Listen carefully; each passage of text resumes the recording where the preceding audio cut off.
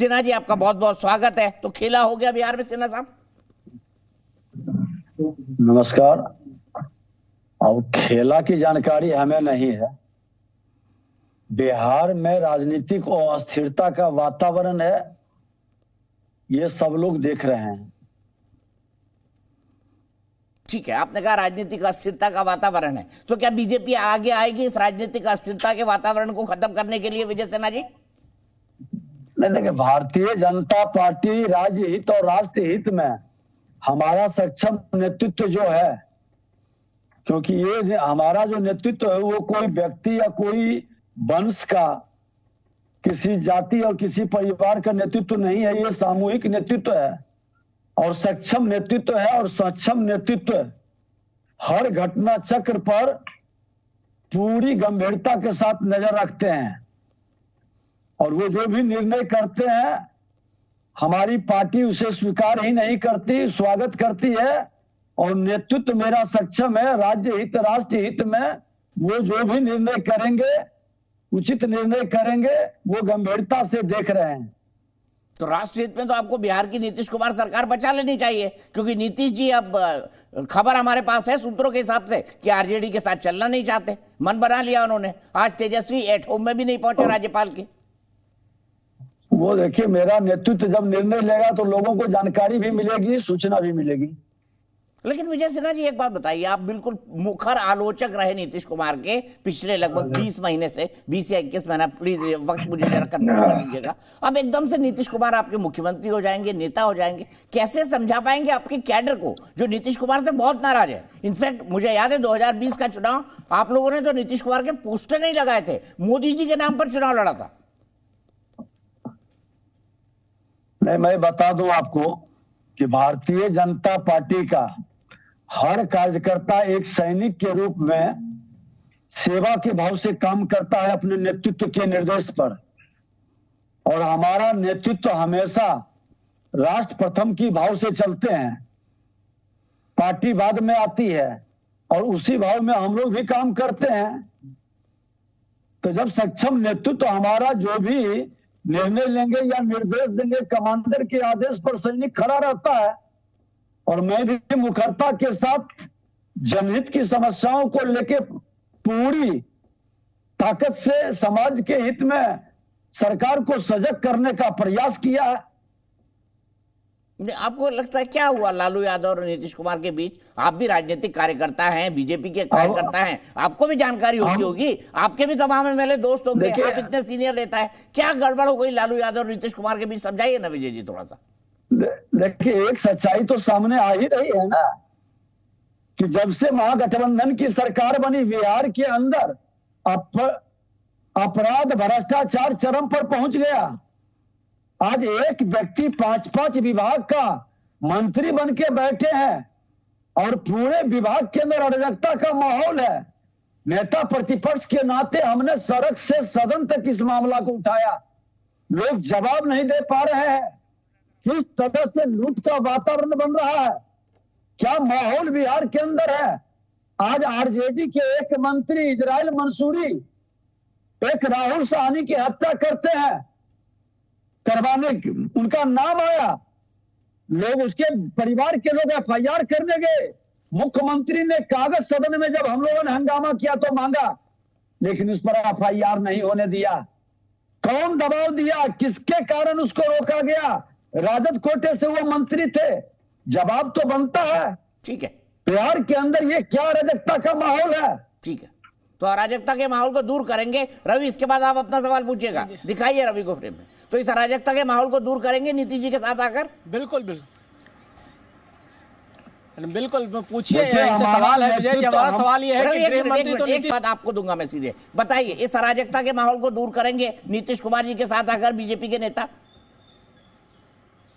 देखिए, निश्चित तौर पर भारतीय जनता पार्टी 2005 से 10 तक में आज किस तरह से सुशासन स्थापित किया था, जंगल राज को समाप्त किया था, एक माहौल बिहार के अंदर बना था, लोगों का विश्वास जगा था। जो भय से डर से पलायन के लिए विवश हुआ था वो लौटने लगे थे बिहार के अंदर, निवेशक निवेश करने के वातावरण में आ गए थे। लेकिन राजनीतिक और अस्थिरता का माहौल जब जब बना है और राजनीतिक और अस्थिरता जब आती है तो अराजकता का माहौल खड़ा होता है। इस माहौल के लिए कौन जिम्मेवार है मैं ये नहीं कहता, लेकिन जनता उसकी जवाब समय पर देती है। ठीक है, रवि कुछ पूछना चाहते हैं? रवि पूछे, विजय सिन्हा जी आए। नहीं विजय जी, 2005 से 10 के बीच में भी आपकी सरकार थी, लेकिन मुख्यमंत्री नीतीश कुमार थे, क्रेडिट उनको ज़्यादा जाता था। और आज भी नीतीश कुमार मुख्यमंत्री हैं, गृह मंत्री भी वही है, गृह मंत्रालय का चार्ज भी उनके पास है। तो जंगल राज या जो भी घटनाएं हो रही है उसके लिए जिम्मेवार नीतीश कुमार को मानिए ना। नीतीश कुमार जिम्मेवार हैं कि नहीं है इसके लिए? आप सीधे बोलिए उनके बारे में। अब कल तक तो आप बोल रहे थे, आज बोलेंगे आप? अगर लग रहा है कि अभी तक स्थिति क्लियर नहीं है तो ये बताइए कि नीतीश कुमार उस जंगल राज जो आज की डेट में है उसके लिए जिम्मेवार नीतीश कुमार भी हैं कि नहीं है? मैं बता दूं कि भारतीय जनता पार्टी जब जब रहती है अपराध क्यों घट जाता है? हमको एक ही जवाब दें कि भारतीय जनता पार्टी जब एनडीए की सरकार होती है अपराध का ग्राफ घटता क्यों है? कौन ऐसा एनडीए गठबंधन के मंत्री है जो खुल करके अपराधियों को बचाने में लग जाते हैं? खुल कर करके विभाग के अंदर वसूली की खेल कौन खेलते हैं? हमने तो सदन में कहा था जब यही उप मुख्यमंत्री थे कि कोई भ्रष्ट मंत्री है तो आप खुल करके बताइए, प्रामाणिकता के साथ सत्ता में बैठे हैं, कार्रवाई करिए। आज खुल करके पूरा बिहार देख रहा है कि आपके मंत्री पर हत्या का आरोप लगे, उसको खुल के बचा लें। तो बचाया तो माफियाओं की राज चले। नीतीश कुमार ने ना, विजय सिन्हा जी। बचाया तो रवि से ही बोल रहा है, बचाया तो होम मिनिस्टर के तौर पर आज मुख्यमंत्री परेशान क्यों है? मुख्यमंत्री को तो जवाब देना। हमने तो कहा था नेता प्रतिपक्ष के नाते कि मुख्यमंत्री को भी जवाब देना चाहिए। अच्छा, आपको पता है गठबंधन में आप बचा रहे हैं नीतीश कुमार को? ना अभी बचाव कर रहे हैं आप। अब मुख्यमंत्री परेशान क्यों है? देखिए, भारतीय जनता पार्टी बचाती नहीं है, जनता के प्रति समर्पित है, जनता के हित में काम करती है और जिनको जो जिम्मेवारी है उसको तो ईमानदारी से निर्वहन करना पड़ेगा। नहीं, आप मान रहे हैं कि हाँ नीतीश कुमार परेशान है इस गठबंधन में? आपने अभी भी कहा। उन्होंने साफ शब्दों में अपने ही व्यक्त कर रहे हैं। कई ऐसी घटना चल, आज कई अपराध का मामला हो, बालू का मामला हो, दारू का मामला हो, जमीन का मामला हो, ये माफियाओं का बोलबाला आखिर किससे जुड़ा है? अधिकतर कौन पार्टी से जुड़े हुए लोग हैं? आज जितने हत्याएं हो रहे हैं उसके पर्दे के पीछे किसका मनोबल, आखिर उसका मनोबल क्यों बढ़ गया इतना? कौन खेल रहा है? अपराधियों पर जो दबिश बननी चाहिए ये कौन बाधक बीच में बन रहा है? तो ये सारे माहौल हैं और वो महागठबंधन सरकार के लोगों की जिम्मेवारी है। सामूहिक जिम्मेवारी होती है मंत्रिमंडल का और सामूहिक जिम्मेवारी में लोग को ईमानदारी से काम करने के प्रति सजगता दिखाई पड़नी चाहिए, जो कहीं न कहीं दिखाई नहीं पड़ रहा है। और आज बिहार के अंदर ये राजनीतिक और अस्थिरता के लिए कौन लोग जिम्मेवार हैं ये हमसे बेहतर आप लोग जानते हैं। नीतीश जिम्मेदार है या तेजस्वी और उनकी पार्टी जिम्मेदार है? हम तो कह रहे हैं कि जब सामूहिक हम सरकार में बैठे हैं तो गाड़ी के अंदर कोई भी पार्ट खराब होगा तो पूरा गाड़ी पर प्रभावित होगा। सभी पार्ट पुर्जे को मिला के गाड़ी दौड़ती है ना, और उसमें एक भी पार्ट पुर्जा गड़बड़ा गया तो गाड़ी तो गड़बड़ा जाएगी, गाड़ी ठहर जाएगी। अभी गाड़ी गड़बड़ाई हुई है, नीतीश जी आपके साथ आ जाएंगे, आपकी सरकार बन जाएगी तो गाड़ी ठीक हो जाएगी। मैं ये नहीं कह रहा हूं कि मेरे साथ ठीक हो जाएंगे। मैं इतना जरूर कह रहा हूं कि भारतीय जनता पार्टी का हमेशा चरित्र और कार्य रहा है कि हम सुशासन के लिए सत्ता में आने का, मेवा के लिए नहीं सेवा के भाव से। और आज तो भारतीय जनता पार्टी गर्व करता है अपने नेतृत्व पर, जो ईमानदारी के साथ राष्ट्रवाद के पथ पर देश के प्रधानमंत्री नरेंद्र मोदी जी के नेतृत्व में बढ़ रहा है। और हमारा नेतृत्व सक्षम है, देश की जनता को उस नेतृत्व पर विश्वास है, जो हाल के दिनों में तीनों राज्य की चुनाव में देखा है।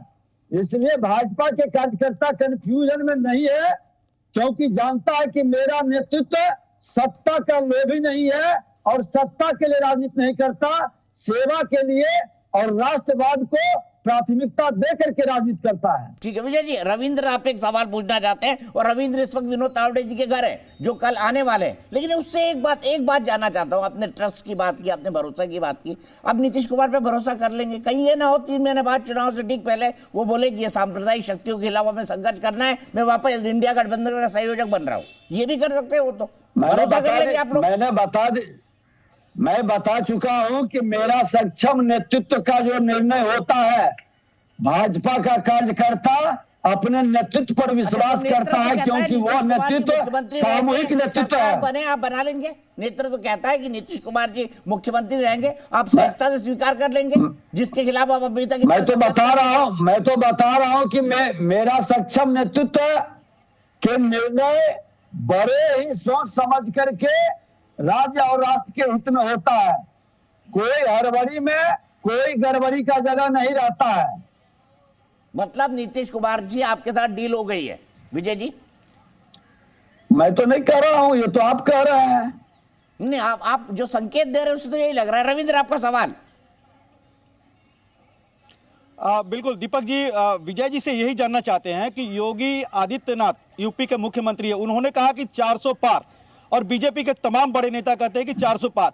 ऐसे में 400 में बीजेपी के लिए बिहार से भी सीटें आती है, तो जब मोदी की गारंटी है, मोदी का चेहरा है, मोदी पर देश भरोसा कर रहा है, राममय है, ऐसे में नीतीश की जरूरत क्यों पड़ गई है बीजेपी को बिहार में? भारतीय जनता पार्टी अपनी ताकत से आगे बढ़ती है और भारतीय जनता पार्टी पर लोगों को विश्वास है और भारतीय जनता पार्टी से सब जुड़ करके गर्व महसूस करते हैं। पूरे राष्ट्र के अंदर एक माहौल है, क्योंकि भाजपा है तो पूरी पारदर्शिता के साथ सुशासन स्थापित होता है। मतलब नीतीश कुमार जी की जय हो। आ रहे नीतीश कुमार जी। विजय जी बोल दीजिए ना, इतना बोल ही दीजिए, क्या दिक्कत है? ये तो आप बोल रहे हैं, हमारा नेतृत्व जो बोलेंगे तो पूरा देश सुनता है। हाँ बिल्कुल बिल्कुल सुनेगा। तो बताइए विजय सिन्हा जी, कौन सा मंत्रालय आपका? विजय सिन्हा किसी मंत्रालय का मोहताज नहीं है। विजय सिन्हा कभी सत्ता के लिए ठीक है, लोलुप्त नहीं रहा है। विजय जी रोक रहा हूं, आपने पहले इस वक्त अमित शाह गृह मंत्री और भारतीय जनता पार्टी के मुख्य रणनीतिकार इस वक्त बीजेपी दफ्तर के अंदर पहुंच रहे हैं। ये उनका काफिला पहुंचता हुआ बीजेपी दफ्तर के अंदर। यहाँ पर जेपी नड्डा जी है, बीजेपी के राष्ट्रीय अध्यक्ष, यहाँ पर बीएल संतोष है, संगठन के महासचिव। अब विजय सिन्हा जी, कब तक ये तस्वीर हो पाएगी क्लियर? लालू जी ने अल्टीमेटम दिया है नीतीश कुमार को कि संशय की स्थिति साफ करे, तो वही बताएंगे ना। उनकी जवाब हम कैसे दें? अंतर्जामी तो हम है नहीं। लेकिन मैं अभी भी समझ नहीं आ रहा हूं सर, आप भरोसा कैसे कर रहे हैं नीतीश कुमार पे, ये बताइए। आपका नेतृत्व कैसे भरोसा कर रहा है जो पलटी मारने के एक्सपर्ट है?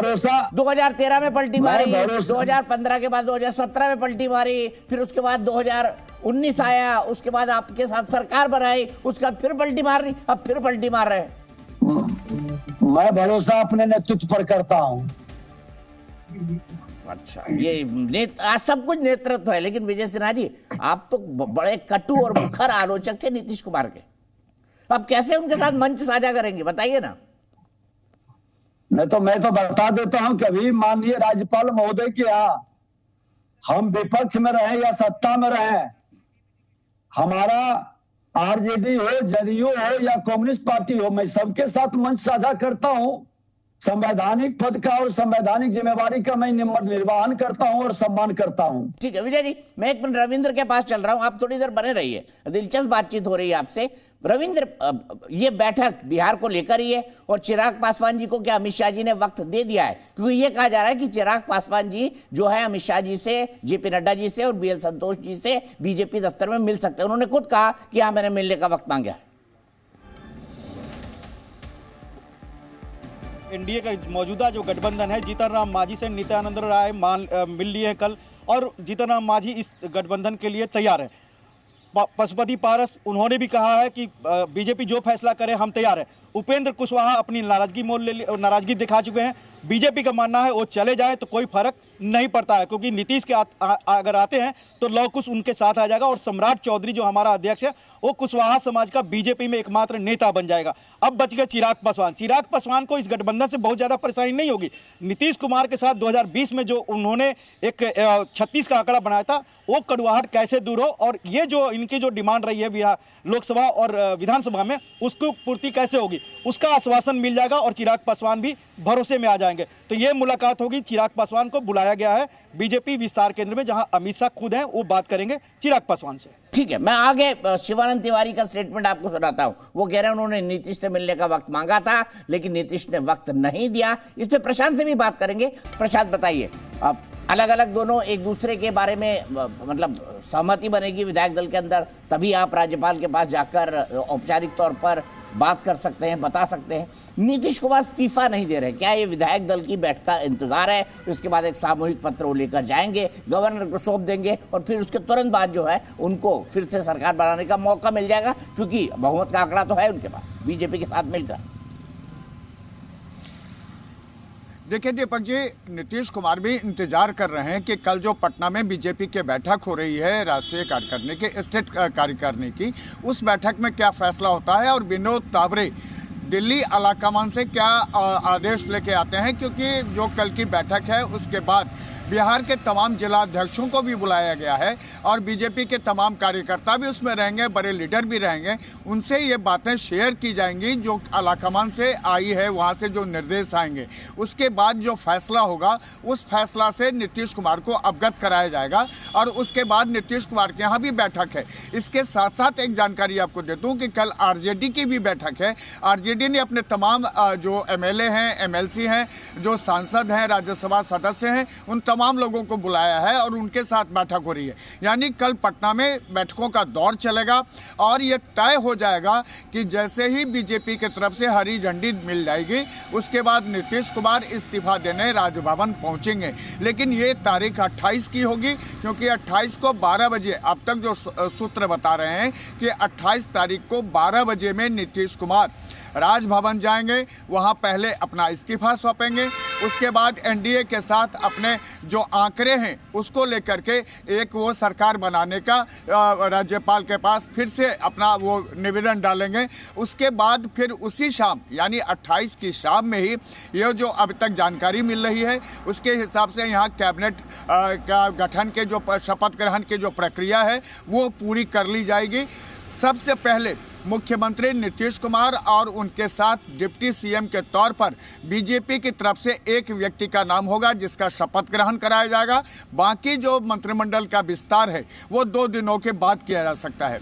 दीपक जी। ठीक है प्रशांत, मैं एक और चीज समझना चाहूंगा। नीतीश कुमार इतनी बार बदले, फिर बीजेपी इस बार उन्हें क्यों लिफ्ट दे रही है? फिर उसके बाद मैं इंडिया गठबंधन पे आऊंगा और अरविंद कुमार के पास जाऊंगा। बीजेपी क्यों लिफ्ट दे रही है? बीजेपी की क्या मजबूरी है? देखिए दीपक जी, बिहार में जो 40 सीट है, अगर नीतीश कुमार बीजेपी के साथ एनडीए में शामिल हो जाते हैं और बाकी उपेंद्र कुशवाहा साइड भी हो जाते हैं तो उससे कोई फर्क नहीं पड़ता है। आपको 2019 को देखना पड़ेगा। 2019 में जब 17 सीटों पर जेडीयू और बीजेपी थी और 6 सीट एलजेपी को दिया गया था, तो उसमें सिर्फ 1 सीट किशनगंज की सीट जो है वो नीतीश कुमार ने लूज किया था। बाकी 39 सीट पर जीत हुई थी एनडीए की। और बीजेपी को ये भरोसा है कि नीतीश कुमार के आने के साथ जो अति पिछड़ा वोट है, जो सीमांचल का 55 वोट है, जो मिथिलांचल का जो बैकवर्ड वोट है, जो कुर्मी कोयरी मल्लाह का जो वोट है, ये तमाम वोट एनडीए के साथ आ जाएगा और इससे बीजेपी 40 की 40 सीटों पर जीत सकती है। लेकिन नीतीश कुमार अगर एनडीए से अलग होते हैं तो बीजेपी के लिए यहाँ 40 सीट तो छोड़ दीजिए, 25 सीट लाना भी मुश्किल होगा। और यही वजह है कि जैसे है नीतीश कुमार असहज महसूस किए महागठबंधन में, बीजेपी की तरफ से कोशिशें जारी हो गई, नीतीश कुमार तक मैसेज आ गया। उसके बाद नीतीश कुमार ने भी ये पहल शुरू कर दी कि कैसे उनके लिए एनडीए का दरवाज़ा खुल जाए और अंततः एनडीए का दरवाज़ा खुल गया है और कल इस पर फैसला भी हो जाएगा दीपक जी। लेकिन बिहार की जो 40 सीट है वो नीतीश कुमार के आने के बाद बीजेपी के झोली में आने की पूरी संभावना बनती ठीक है, मैं बताऊं आपको, पिछला चुनाव देख लीजिए जहां नीतीश कुमार के खिलाफ बिल्कुल एंटी इनकम्बेंसी था, बीजेपी ने बड़ी मुश्किल से चुनाव बचाया था, और अगर एआईएमआईएम वहां 5 सीटें नहीं जीतती तो आरजेडी बहुमत के बहुत करीब थी। तो नीतीश और लालू का अगर कास्ट फैक्टर मिल जाता है रवि, तो और आपको याद होगा 2015 सब सोच रहे थे क्या होगा, महागठबंधन जीतेगा, मोदी जी की लहर थी, लेकिन इसके बावजूद